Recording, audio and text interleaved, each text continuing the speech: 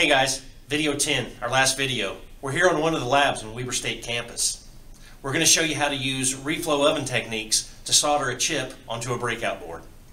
Also, while we're here, we're going to use a pick and place machine as well as a magnifier that are available at Weber State. Alright, this is what we're going to solder today on the reflow oven. What you see here is a breakout board and a QFP 100. To give you a comparison, here's a US quarter. Next to it, you can see it's smaller than a quarter. The QFP 100 has 100 pins on it. There are 25 pins on every side. This thing's about a 14 millimeter square.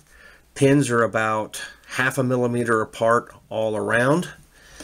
The breakout board itself is designed to fit this, and what we're going to do today is we're going to tin these pins.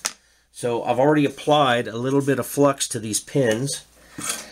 And then what I'm going to do is I'm going to take a soldering iron. I got just a little bit of solder on the end of these things, or excuse me, on the end of my tip of my soldering iron.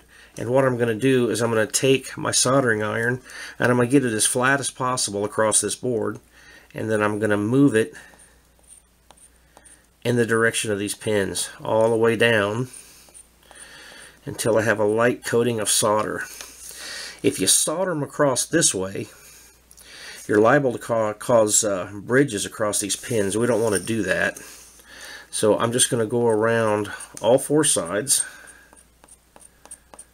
and put a little bit of solder just like this. After I'm happy with the solder, I'm probably going to take a magnifying glass, put it under a microscope, and check to make sure there's no bridges over these pins. What I'm going to do now is take some denatured alcohol. I'm going to clean off these pins, and then I'm going to put another thin coating of flux back over the top of it. Okay, so here is the head of our pick and place machine. It's fairly easy to operate. All we need to do is just gently push down on the vacuum head on it and it picks it up. And then to rotate it, there's a knob right here that we can move back and forth. So all you have to do is just move it over and line up your component with it and push down.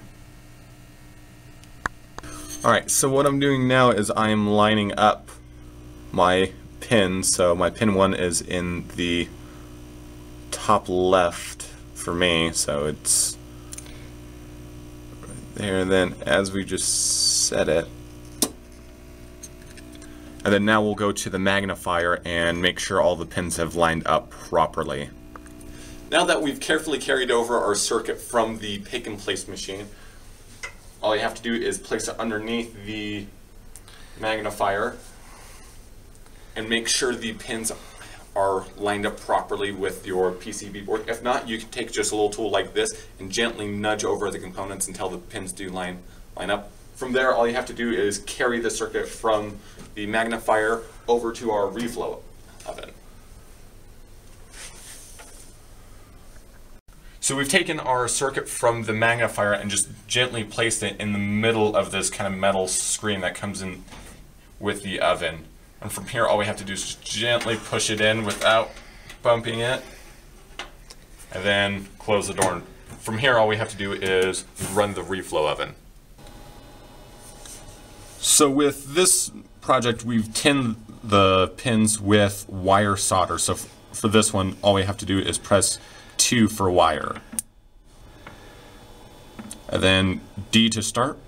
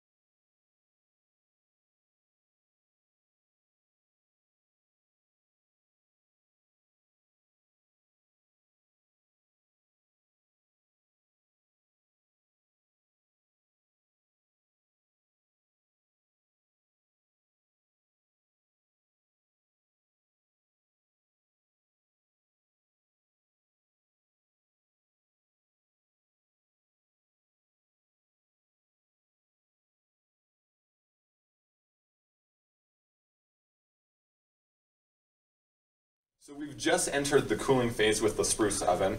What we're going to do is we're going to actually open up this door to kind of accelerate this phase. This works fine with such a small circuit board. With larger circuit boards, you want to make sure that you actually leave the door closed because you'll get a thermal stress that may cause the components to detach from the circuit board. Now we're just going to open that up.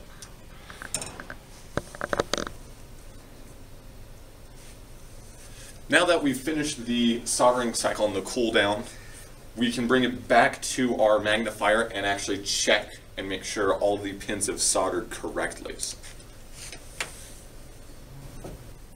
And that's the whole process for using the Spruce Reflow oven, as well as the pick and place and magnifier that are available here at Weber State. Like I said in the beginning of the video, this is our last video. Mac and I are seniors. We'll be graduating soon. We're going to go out into the field as electrical engineers, make gobs and gobs and gobs and gobs of money. But we'd like to thank the IEEE at IEEE.org for funding our senior project. We'd also like to thank our mentors, Dr. Christian Hearn and Dr. Fawn Brown. Thanks everybody for watching, and have fun with your spruce oven.